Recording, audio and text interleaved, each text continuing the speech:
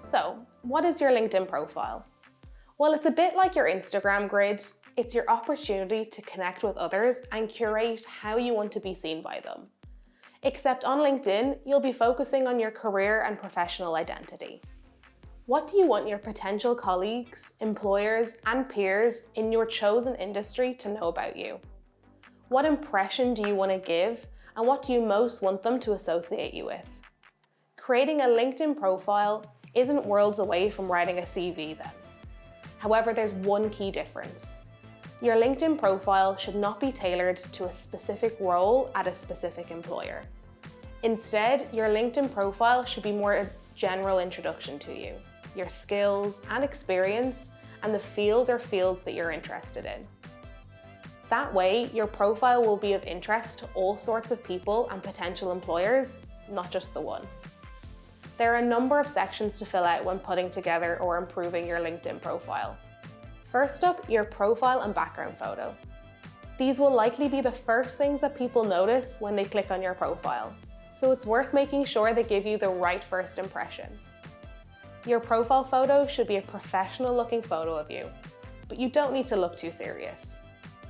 Above all, aim for approachable and friendly.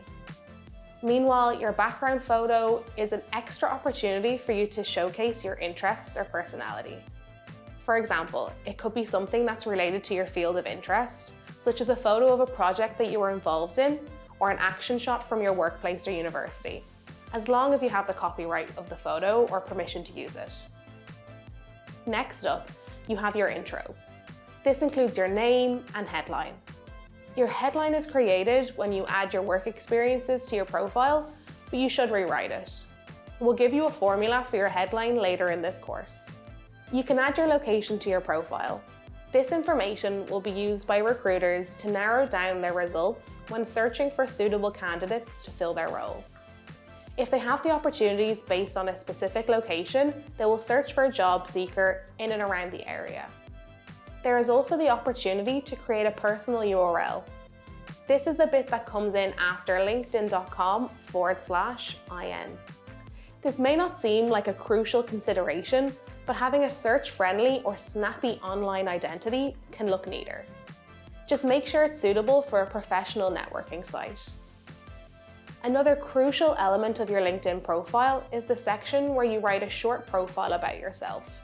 This summary is where you can and should include extra information about yourself. After all, according to LinkedIn, members who include a summary receive up to 3.9 times as many profile views as those who don't. We appreciate that writing a profile about yourself can be challenging, but don't worry. We will be giving you a breakdown of key points you can include later in this course. Next, you will list your experiences to date. It's important to note that you don't need to have lots of examples before you create your LinkedIn profile. After all, you can and should update your profile over the course of your career.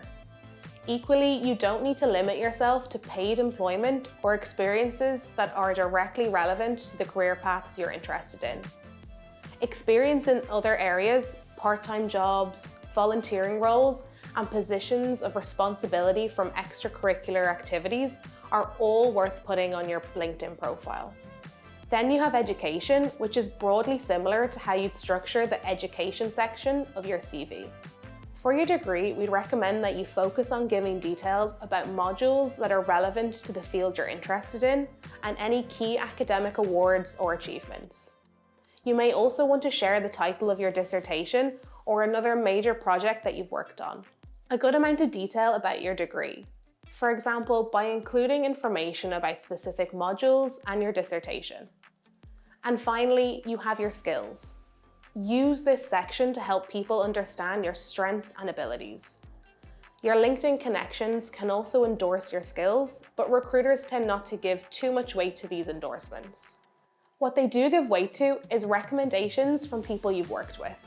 If you've connected on LinkedIn with a colleague from a part-time job or other form of work experience, you can request a recommendation from them. Later in this course, you'll be able to access some tips on how to do this well. While the sections we've covered are the fundamentals of a strong LinkedIn profile, there are some other features you can explore. For example, you can list any online courses that you've completed. You can also add featured media such as photos, videos, presentations, articles, documents, websites, or online portfolios.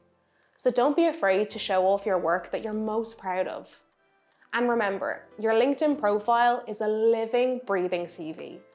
The best LinkedIn users will keep their profiles up to date with new experiences, accomplishments, and skills. For now though, let's bring it back in a little bit. If you can get your photo, headline, profile, experience, and education looking good, then you've got a solid foundation to work from. Now move on to the next part of the course to access some guidance and resources that will help you get there quicker.